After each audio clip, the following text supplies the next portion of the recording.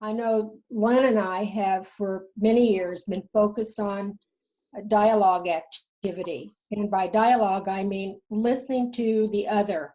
An enemy is one whose story we have not heard. And right now, we are posing a lot of enemies in America and around the living system. So we really believe that the missing element is engaging with the other, learning how to listen and to explore the other person's story, their history, their background, so that we can make that heart connection and see that we are all humans in this together. And that's been kind of my preoccupation. That's what keeps me going. And even though as an elder, I work a lot with elders, other elderly people, we also work a lot with younger people, high schools, colleges, because they need to know that we're in this with them, that we're supportive, and that we care, and we're not just going to sit back and say, well, we had a wonderful life and now it's up to you. I don't think that's fair. And so we believe in continuing to be supportive and here for the younger people and to see that we're all in this together. I think those are the main learnings and the main feelings that carry me from day to day. We are able to facilitate and mentor people who are very interested in the dialogue process in other countries. And so just yesterday morning, we sent off two of the house guests that we've been having here, James Ofu from the Ivory Coast, and Sohini Jana, who is here from Kolkata, India, two young adults who have been staying here with us. And now we just sent them off to Redding, California to attend a conference.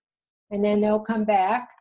And Ofu will stay with us next week, and we have a number of events planned. We're going to take him to Stanford University to a class, and then next Saturday night we're actually having a public function, bringing the community at large together to practice dialogue and to talk about what is meaningful, and to view a short film together that we all respond to.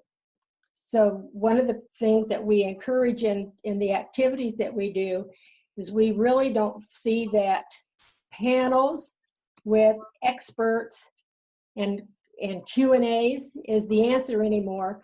What we've discovered is that a whole room full of people is rich with information and feelings and creative ideas. So we never have a Q&A. We never have the experts.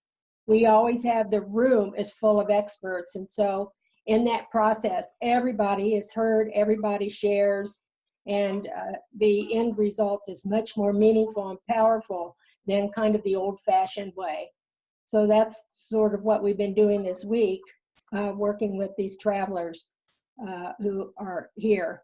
And then we'll have a big public experience at the end of the week. We've seen people come together that didn't know each other after they shared their personal stories at length, cry, and say, oh, I just wish my own father had been able to listen to me the way you just did. Or a young person saying, I wish that I had been better able to listen to my mother. I mean, it works both ways. It's from young and old, male, female, it doesn't matter. When you really are heard by another person, and rather than competing for time or saying yes, but, and let me tell you about me, but really taking the other person in, there's nothing more powerful than that, to feel heard and that somebody cared enough to take that time to do that. So it's a very, very simple exercise in one sense, and yet for many people it's like a first, and they say, how do I get this started? And oh, I don't know what to say, and I feel a little uncomfortable. But it's amazing once they get going and we kind of prime the pump and give them a few suggestions about how to get started. People, they think, I won't be able to talk for 10 minutes, and then you can't stop them. So it's very interesting. It's such a powerful learning experience. And I would say that's the heart of what we do. Everything we do is about listening to the other, no exceptions.